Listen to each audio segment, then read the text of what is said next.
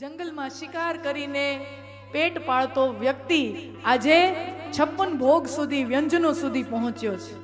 જોજો, સિંહ છે ને 5000 વર્ષ પહેલા હરણું શિકાર કરીને ખાતો, આજે કરે છે, 5000 વર્ષ પછી એ જ કરવાનો છે. આપણા ખોરાક આજથી 10 વર્ષનો પહેલો આજથી 10 વર્ષ પહેલાનો સમાજનો ખોરાક અને અત્યારના ખોરાકમાં કેટલો ફરક છે. આપણા દાદા દાદી જે ખોરાક જમતા અને આપણે ખોરાક જમીએ છીએ એમાં કેટલો ફરક છે. ये क्या हुआ?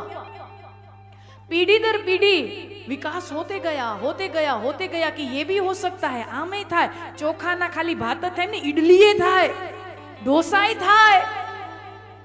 તમને શું લાગે છે કે અચાનક જ ઢોસો જન્મી ગયો હશે?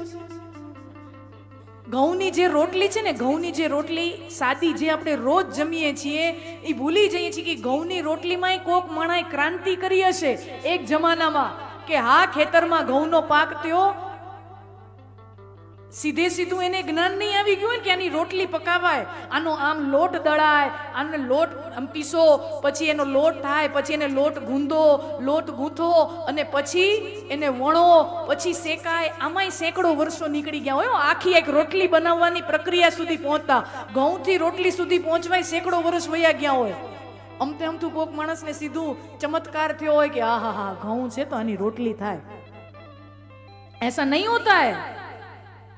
एक सादी वस्तु છે ને, ઈ હરેક વસ્તુની અંદર ભૂતકાળમાં કોકે લાકડીઓ ખાધી હોય, ભૂતકાળમાં કોઈએ ક્રાંતિ કરી હોય, ત્યારે ઈ વસ્તુ અત્યારે આ મારી તમારી સમાજ જીવનનો એક નોર્મલ પાર્ટ બની જતો હોય છે. Everything that is new normal once upon a time was a rare luxury.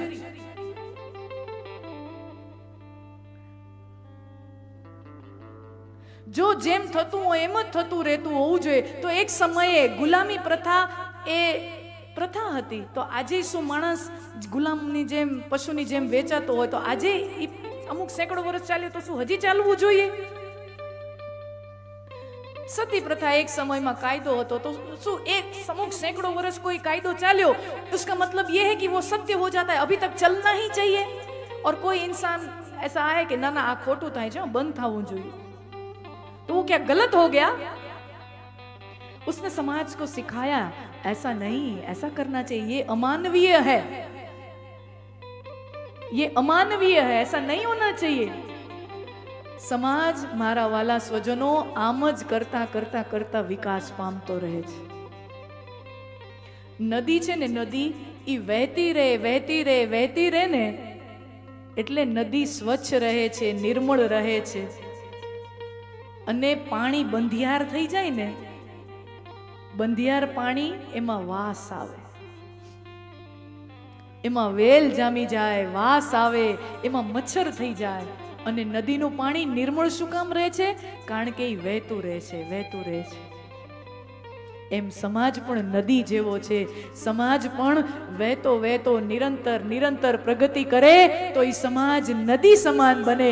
અને સમાજ પણ જો તળાવની જેમ આમ બંધિયાર થઈ જાય, એને જો પાણી બાંધી નાખવામાં આવે તો એ સમાજ પણ દુર્ગંધ મારી જાય છે, એ સમાજ વાસ મારી જાય. દેશ કાળ પ્રમાણે જે અમુક નીતિ નિયમો છે એનું વરી પાછી રિવિઝન થવું જોઈએ. ભગવાન કહે છે, વ્રજવાસીઓનો ડર દૂર કરવા કહે છે. ઇન્દ્રદેવ આપણને કોઈ ફાયદો નથી આપતા, એનાથી આપણું જીવન નથી ચાલતું. ડર દૂર કરવા માટે કહે છે. ભગવાન કહે છે, કર્મણેવા જાયન્તે જંતુ કર્મણેવ વિલીયતે સુખમ દુઃખમ ભયમ ક્ષેમમ. और ये मेरे शब्द नहीं हैं, साक्षात श्री कृष्ण भगवान के शब्द हैं. हम सब यहाँ आए हैं, हम अपने कर्म के कारण आए हैं, और हम जब यहाँ पर नहीं होंगे तब हम हमारे कर्म में ही विलीन हो जाएंगे. આપણે અહીંયા આવ્યા છીએ, આપણા કર્મના કારણે આવ્યા છીએ, અને આપણે અહીંયા નહીં હોય ત્યારે આપણે આપણા કર્મમાં વિલીન થઈ જશું.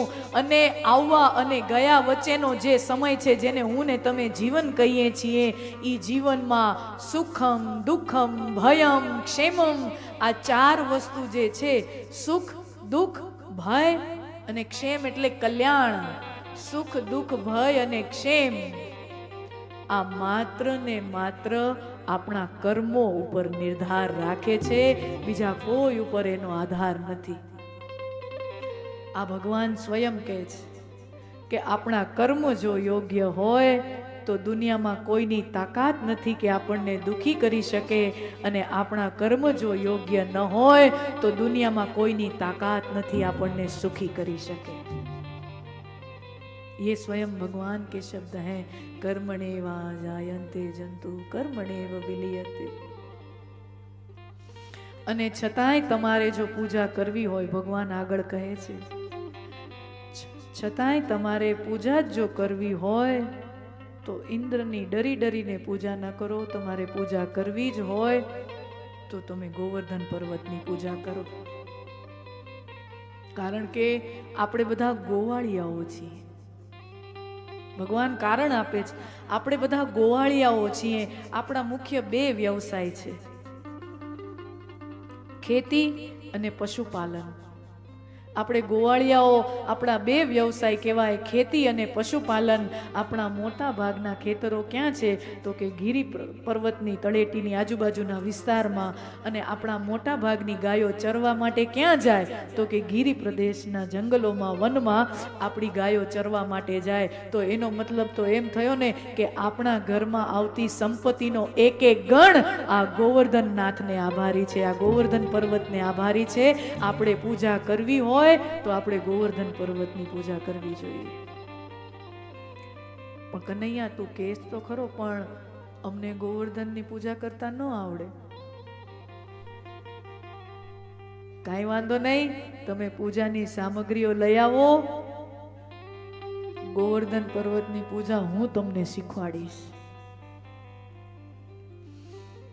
ગોવર્ધન પર્વતની પૂજા થઈ, ખૂબ સરસ મજાનો ઉત્સવ ઉજવાયો, પ્રસાદ વહેંચાયો.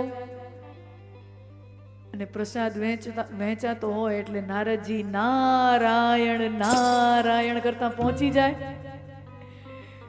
પ્રસાદ વહેંચાયો, નારદજીને પ્રસાદ મળ્યો.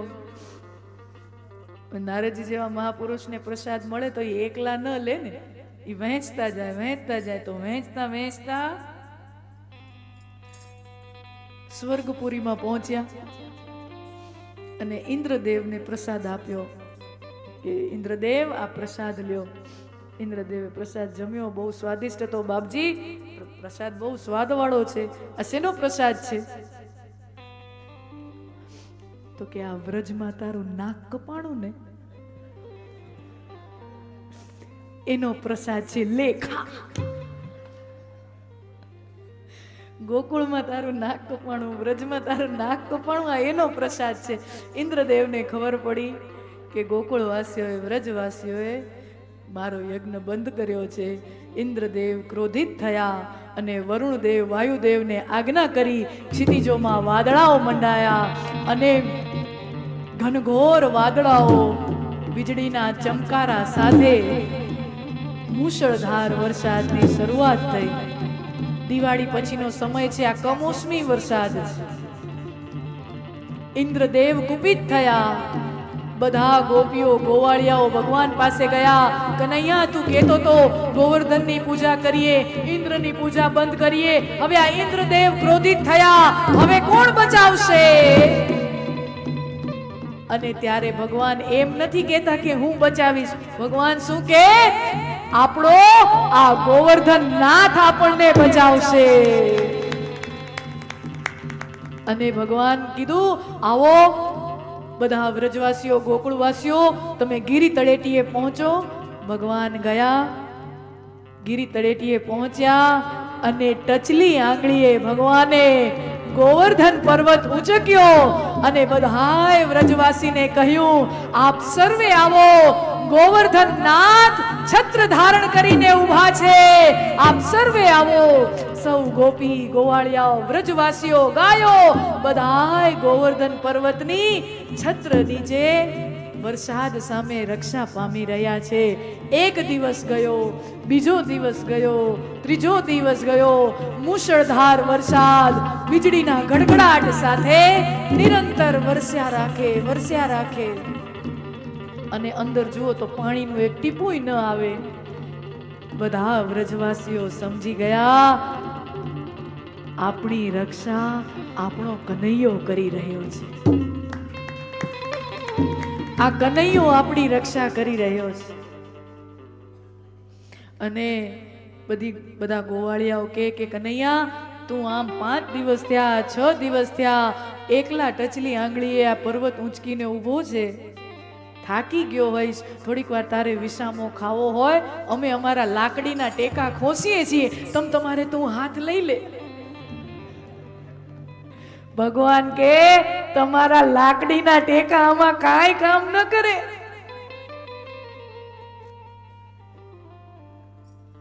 સાત દિવસ થયા, ઇન્દ્રદેવને પોતાની ભૂલ સમજાણી અને પોતાની આ વરસાદની જે લીલા હતી એને સમેટી ભગવાને ગોવર્ધન પર્વતને વળી પાછો સ્થાપિત કર્યો છે. અને બધાએ સૌ વ્રજવાસીઓએ ભગવાનને વધાવી લીધા. બોલીએ ગિરિરાજ ધરણ ભગવાન